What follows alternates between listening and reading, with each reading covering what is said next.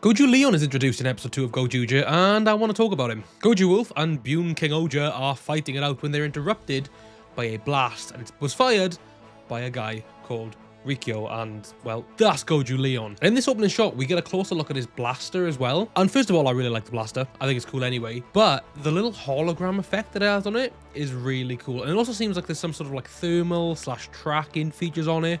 But I really love that weapon. Furthering my appreciation of this character, because I've said it before in another video, the blue suit is my favorite out of all of them, without a doubt.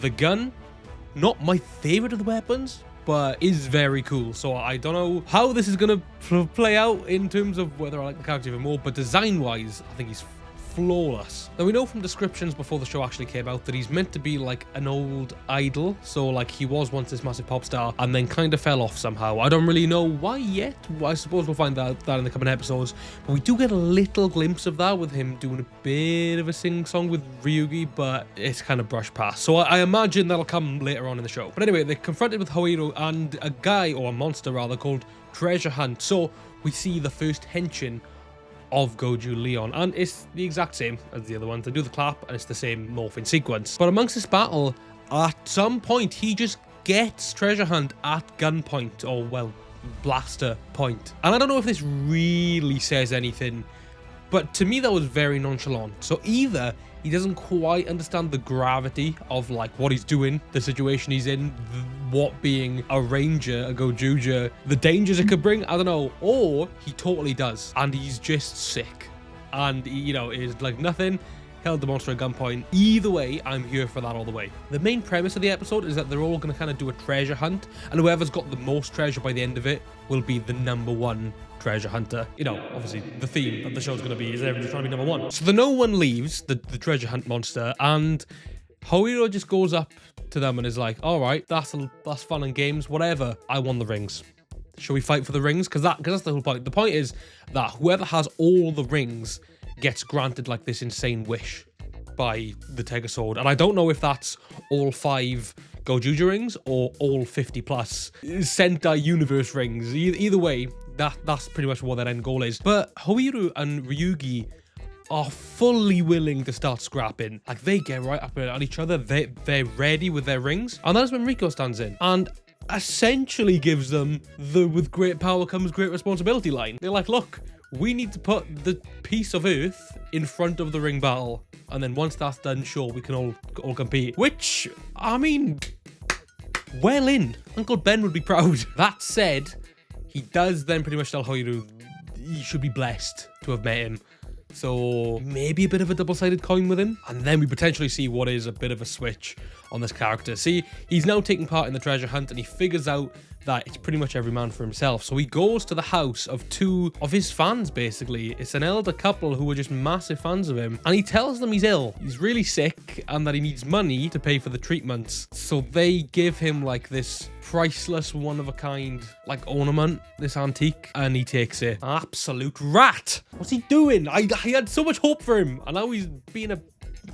And for what as well? Because he ends up losing second to the treasure hunt monster anyway. But maybe then a bit of a redemption, because Hiro starts fighting with the no ones, and Rikuo is the first to take action. He henshins and he gets involved in the fight. We then see him summon his blaster from his chest, which is a cool gimmick, and I love the suits. As I've said, the blue one is my favorite.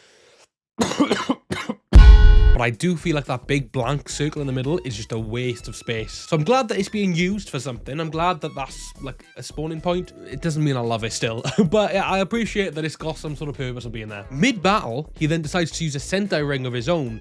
He spins it, and it is BLUE red. Boom Boom just getting a lot of love so far. We are 2 episodes in. I mean, I'm not complaining in the slightest. Yeah, pretty cool. And also, the gimmick is clearly going to be that when we see other Red Rangers looking like other Red Rangers, they're going to be other people. And then when our GoZyugers turn into them, they're going to keep their vests. Now, I don't like the look of the blue vest on BLUE red. Maybe that could change if he has other transformations. I think it's the blue on red. It's not enough to be considered the Spider-Man level of looking nice. I can't get behind it. But also, if I want to see BLUE red, I'll go watch Boom Boom. Do you know what I mean? So swings and roundabouts, you know, I'll pick my battles. And he actually doesn't remain Bune Red for that long. He soon switches back and solos an entire team of what I'm calling the bell ends untouched. Not a single hit. If something is thrown at him, he either dodges it or catches it or maneuvers it into it being an attack on them. So, and I've also noticed so far we've only seen 2, kind of 3 fighting styles. Gozyu Wolf is very scrappy. He just charges and he's swinging, he's throwing, he's kicking. It's very uncoordinated, but it's like, it's still mindful. King Oja, our not Tire Handor, you know, he's a decent fighter, but he's mainly using his Tiger Sword. What we've seen with Rikuo is very coordinated.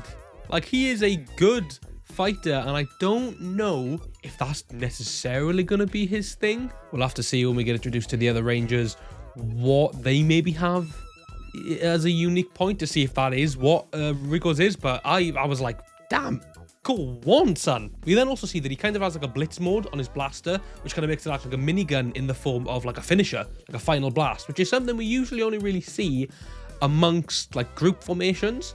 So it's quite cool that he's just got like a final finisher with his individual blaster. And we're looking at the lesser of 2 evils because I'm like, oh, he's super cool, but he did do a bad thing. But at the end of the episode, we did learn that he returned the ornament, whatever it was, back to the family. And he even signed it. So, you know, a good guy, a bit egotistical, but a good guy. Like, he could definitely be a menace to society coming up in these next few episodes, but that, along with, like I said, the borderline great power comes great responsibility line at the start of the episode, he clearly knows what's going on, and I wonder how long he's had the rings for. I'm assuming we'll find that out at some point.